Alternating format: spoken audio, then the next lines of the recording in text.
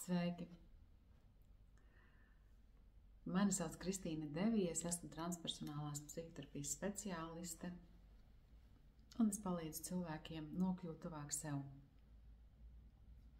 Es palīdzu cilvēkiem kļūt brīviem, dziedināt pagātnes ievainojumus, sajust sevi, iepazīt sevi, pietuvoties tai patiesai, autentiskai būtībai, kura ir mīt kaut kur dziļi mūsu kodolā. Sveiki! Pēc kāda ilgāka laika es atkal esmu sajutusi vēlmi un atradusi iespēju ierakstīt tādu nelielu video, kurā es gribu padalīties par praktikumu ceļš pie sevis. Mans ceļš pie sevis ir bijis gan ilgs, gan sarežģīts un transformējošs. Un tāpēc šobrīd tas, kā es varu palīdzēt cilvēkiem, tie, kuri meklē sevi, kuri meklē atbildes uz saviem svarīgiem jautājumiem, pavadīt viņus ceļā pie sevis. Un tas patiešām ir ceļš, tas nav kaut kas, ko mēs varam izlasīt grāmatā vai nopirkt kursos, tā ir pieredze, tas ir ceļš, kurā mēs atklājam sevi, kas tad mēs esam. Un jāsaka, liela daļa dzīves es sevi nepazinu. Un man bija jautājumi, kāpēc manā dzīvē ir šādi notikumi, kāpēc es satieku šādus cilvēkus, kāpēc ir tādas manas reakcijas. Un tā bija tā dzīve diezgan upuru lomā dzīvot, kad tu esi atkarīgs no ārējiem apstākļiem. Taču kaut kādā dzīves brīdī dzīve man piespieda uzņemties atbildību par savu dzīvi un sākt iet šo ceļu pie sevis. Tas ceļš tiešām bija sāpīgs, nepatīkams, jo ieraudzīt sevi, ieraudzīt to, kā es veidoju savu pasauli, kā es redzu realitāti, nav patīkami. Bet tas bija vienīgais ceļš, kurš patiešām man aizved pie manis sevis apzināšanās, sevis sajūtas, par atbildības par savu dzīvi. Lai es šobrīd saprastu, ka es veidoju savu dzīvi ar savām domām, darbiem un vārdiem.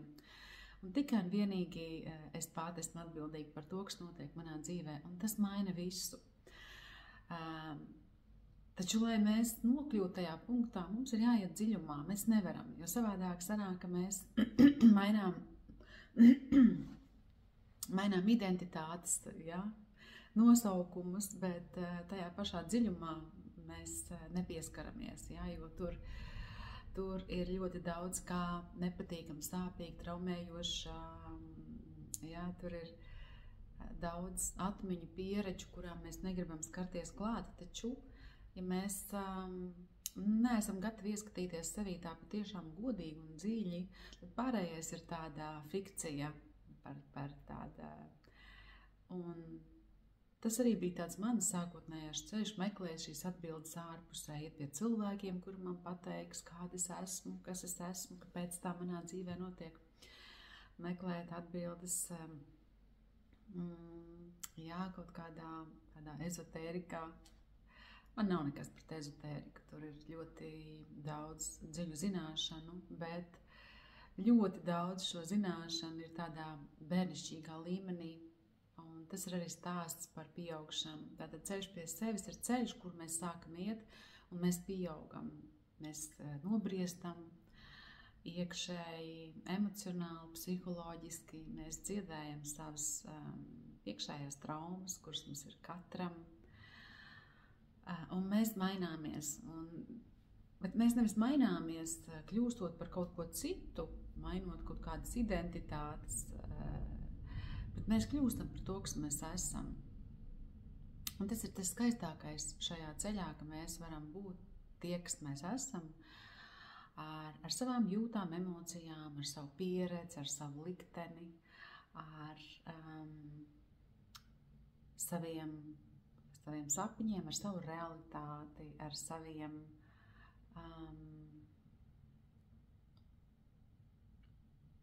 saviem dzīves uzdevumiem, kuri nav kaut kādi skaisti, īpaši, bet kuri mums katram cilvēkam ir šie mūsu dzīves uzdevumi, kāpēc mēs šeit esam piedzimuši šajā vietā, šajā ģimenē, šajā dzimtā.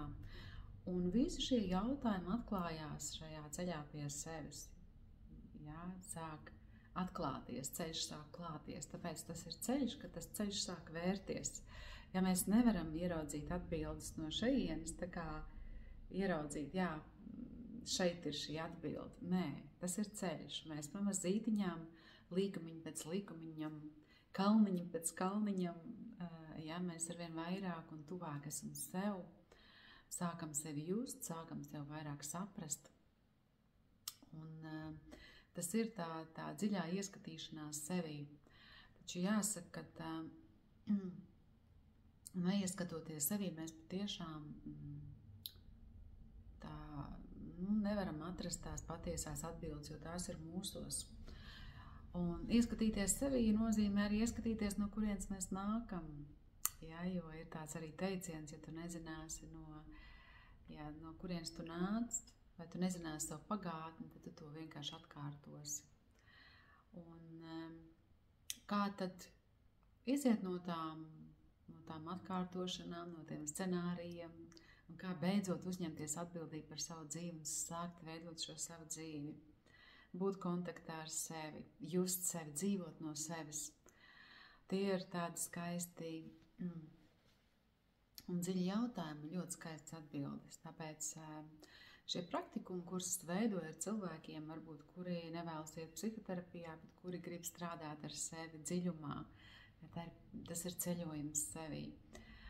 Un šie praktikumi es viņus esmu veidojis holistiskus, tādus, kurā ir gan zināšanas, caur kurām jūs varēsiet pētīt sevi, nevis kaut kādas zināšanas, ko es jūsos ielikšu, bet mana pieredze un mana zināšanas, kuras palīdzēs jums vairāk saprast sevi, zināšanas psiholoģijā, tādā arī garīguma izpratnē.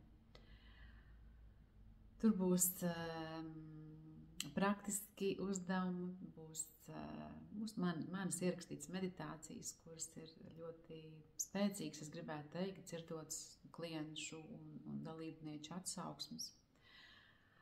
Būs gan patstāvīgs darbs, un būs arī darbs grupā. Tāpēc šie praktikumi nav tikai tādi kaut kāds kurs vai praktikums, bet tā tiešām ir arī tāda terapeitiska pieredze dziļumā. Un iesaistīsim arī ķermeni, jā, mūsu tikšanās reizēs.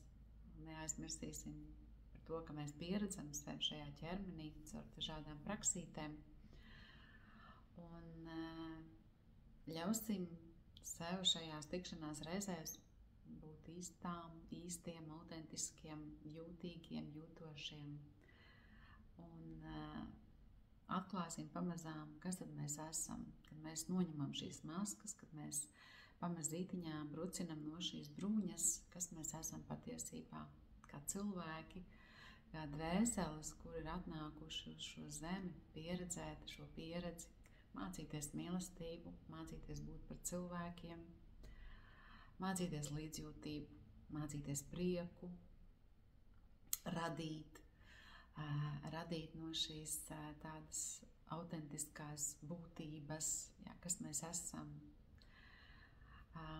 Ja tevi uzrunā tas, ar ko es dalos, ja tu jūti, ka tu vari man uzticēties, tad noteikti piesakies šim praktikumam 8 nedēļas manā pavadībā. Es turēšu roku un iesim dziļumā pie sevis, lai nokļūtu tuvāk sev. Uz tikšanos pavisam drīz, un ieliec īkšķīti šim video, ja tev tas uzrunāja, padalies ar kādu, noteikti piesako